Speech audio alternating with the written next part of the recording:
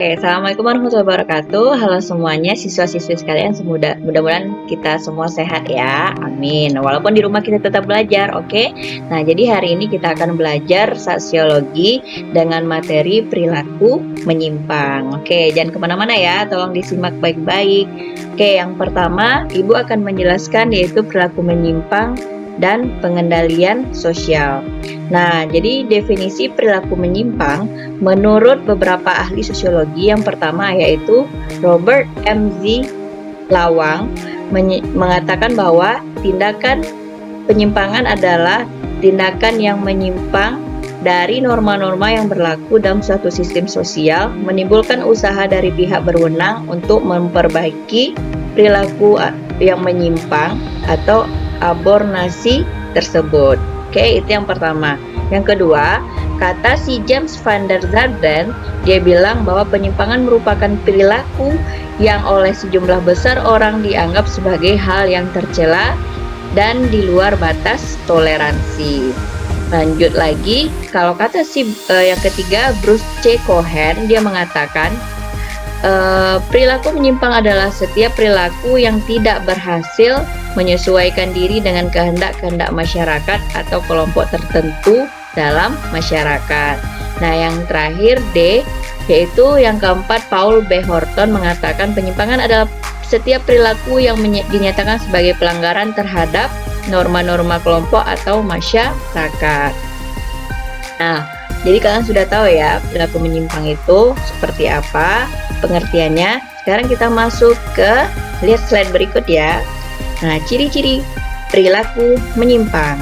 Nah, perilaku menyimpang bisa diketahui melalui ciri-ciri yang diperhatikan sebagai berikut menurut Paul B. Horton. Yang pertama, nah, penyimpangan harus dapat didefinisikan. Yang kedua, penyimpangan bisa diterima dan bisa juga ditolak. Yang ketiga, penyimpangan relatif dan penyimpangan mutlak.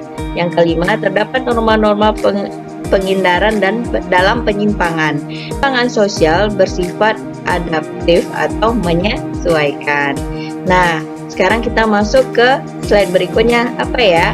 Faktor-faktor penyebab terjadi perilaku menyimpang itu adalah, nah, kalian bisa mengenal perilaku menyimpang itu. Yang pertama, sikap mental yang tidak sehat. Yang kedua, ketidakharmonisan dalam keluarga atau disebut juga dengan broken home. Selanjutnya, terus yang ketiga, pelampiasan pada rasa kecewa. Nah, selanjutnya, dorongan kebutuhan ekonomi. Misalnya dia didesak oleh kebutuhan ekonomi sehingga terjadinya perilaku menyimpang. Contohnya apa? Mencuri gitu ya. Nah, lanjut lagi yang kelima, pengaruh lingkungan dan media massa. Karena dia sering nonton hal-hal yang nggak bagus, akhirnya perilakunya menyimpang misalnya. Atau yang keenam, keinginan untuk dipuji. Nah, selalu ingin dipuji berlebihan sehingga mampu untuk melakukan penyimpangan sosial. Bisa saja tidak berteman dengan teman yang lainnya karena merasa tidak dihargai misalnya. Atau yang selanjutnya nomor 7, ketidaksanggupan dalam menyerap norma. Dan yang terakhir, adanya ikatan sosial yang berlainan serta proses belajar yang menyimpang. Oke, nah itulah ciri-ciri dalam melakukan penyimpangan atau faktor-faktor yang membuat seseorang melakukan perilaku penyimpangan. Nah, selanjutnya slide berikutnya. Media pembentukan perilaku menyimpang itu ada 4. Yang pertama, bisa berasal dari keluarga. Yang kedua, kelompok bermain. Yang ketiga, yaitu lingkungan tempat tinggal. Dan yang terakhir, media massa.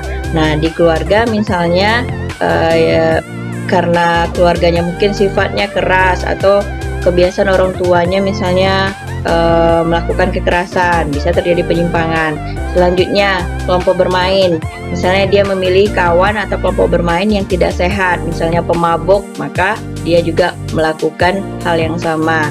Selanjutnya, lingkungan tempat tinggal. Misalnya lingkungan tempat tinggalnya tetangganya yang satu perampok, yang sebelah penjudi, sehingga dia mengikuti lingkungannya kebiasaan seperti itu. Yang terakhir, media massa. Misalnya dia tadi nonton hal-hal yang tidak baik sehingga terjadi penyimpangan yang dia praktekkan dari hasil dia menonton media massa tersebut.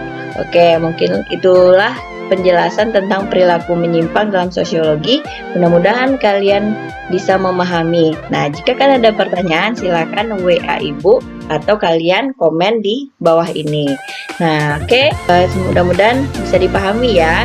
Cukup sekian pertemuan kita kali ini. Assalamualaikum warahmatullahi wabarakatuh. Dadah.